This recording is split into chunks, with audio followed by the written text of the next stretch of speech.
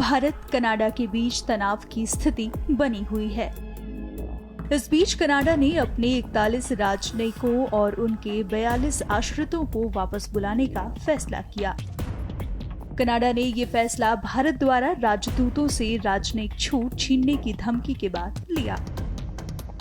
कनाडाई विदेश मंत्री मेलानी जोली ने भारत से कनाडाई राजनयिकों के प्रस्थान की जानकारी दी।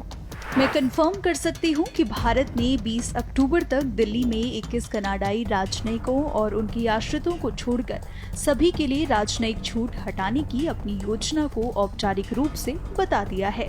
इसका मतलब है कि 41 कनाडाई राजनयिकों और उनके 42 आश्रितों पर खतरा मंडरा रहा था। एक मनमानी तारीख पर प्रतिरक्षा छीन ली गई। इससे उनकी व्यक्तिगत सुरक्षा खतरे में पड़ सकती है।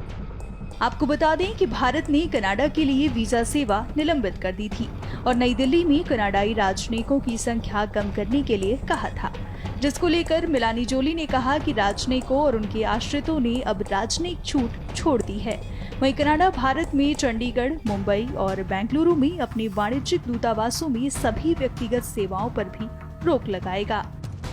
हमने भारत से उन्हें सुरक्षित निकालने के प्रयास किए। इसका मतलब ये है कि हमारे राजनयिकों और उनके परिवारों ने अब राजनयिक छूट छोड़ दी है।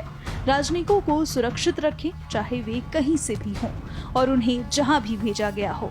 प्रतिरक्षा राजनयिकों को उस देश से प्रतिशोध या गिरफ्तारी के डर के बिना अपना काम करने की अनुमति देती है जहां वे हैं। इसमें कोई संदेह नहीं है कि भारत के फैसले से दोनों देशों में नागरिकों की सेवाओं के स्तर पर असर पड़ेगा। दुर्भाग्य से हमें चंडीगढ़, मुंबई और बेंगलुरु में अपने वाणिज्यिक दूतावासों में सभी व्यक्तिगत सेवाओं पर रोक लगानी पड़ी है। गौरतलब है कि कनाडाई पीएम जस्टिन ट्रूडो ने खालिस्तानी आतंकवादी हरदीप सिंह निज्जर की हत्या का निराधार आरोप भारत पर लगाया था। ट्रूडो ने कनाडा की संसद में कहा था कि भारत सरकार के एजेंटों ने उनके नागरिक की हत्या को अंजाम दिया, जिसके बाद भारत द्वारा इन आरोपों को बेतुका बताया गया। हालांकि इसके बाद से ही दोनों देशों के राजनयिक रिश्तों में तल्खी आ गई, जिसका परिणाम देखने को मिल रहा है।